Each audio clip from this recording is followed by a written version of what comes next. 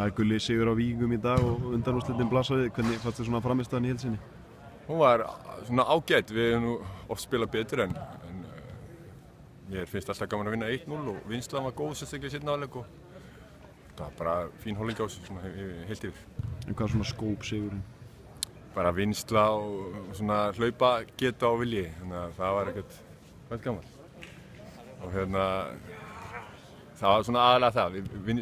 Víkingar eru svona baráttuliðið sem vilja hlaupa mikið og fara í kontakt og svona, við þurftum að mæta því og við gerðum það ágætlega. Óli Þórðar sagði við með að svona gæði á milli liða sem, leikmanna þá, sem skildi liðina, saman á því? Já, það getur verið.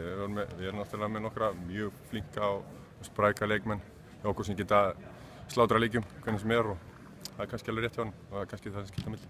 Nú komin í undanúrslit, Þórsarar fóru áfram gegn Keflvíkingum, þannig að það hefur verið hörkuleikur þar.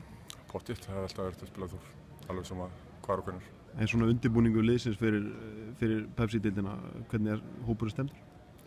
Það er bara eins og alltaf, ég er búinn að vera í þessu ansið lengi og alltaf tilleikurinn sérstaklega er komin apríl og þó þessi snjór úti og svona, það er spenna og gleði bara. Við höfum bara að fara að sjá sólina vera gulari og grasið grænna og þá verðum við bara klárir í bótana.